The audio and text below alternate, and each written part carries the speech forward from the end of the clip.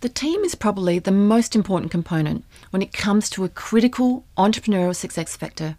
We can examine this from a number of different aspects, including the team formation process and what to think about when you're building your team. As you would expect, there is no right or wrong way to develop an entrepreneurial team.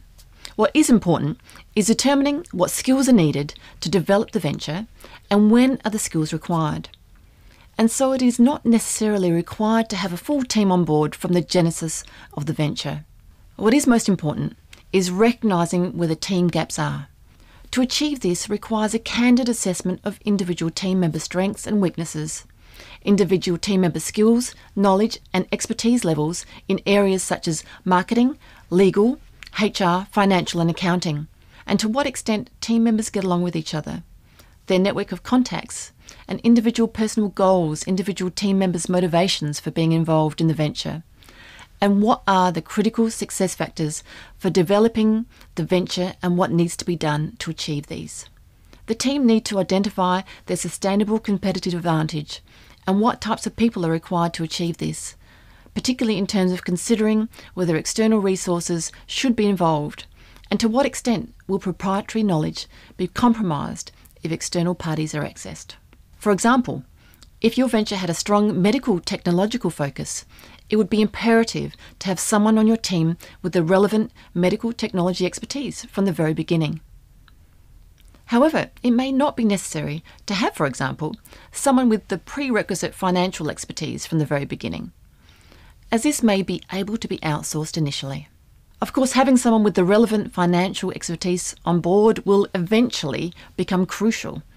It is just that at the beginning, this skill set may not be needed on a full-time basis. So what is the best way to develop a winning entrepreneurial team? There are at least two approaches to team formation.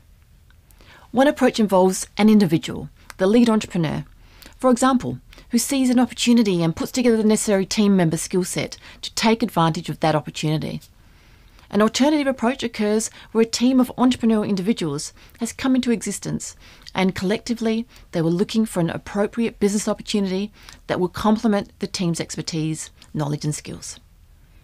With the first approach, team composition will depend upon the nature of the opportunity and the necessary skills, knowledge and expertise required to develop the opportunity and what skills, knowledge and expertise the lead entrepreneur has to offer and how these relate to the opportunity. You also have to look at who else has been selected for the team and what skills, knowledge and expertise they have to offer, and what external people and resources can be accessed to fill any gaps. Keeping in mind that it may be necessary to have a full team complement from the very beginning. So with the second approach, the team skill set, knowledge and expertise is already determined. Thus, what is involved is identifying an opportunity that is complementary to the team skill set. At the end of the day, the team formation process that is adopted is irrelevant.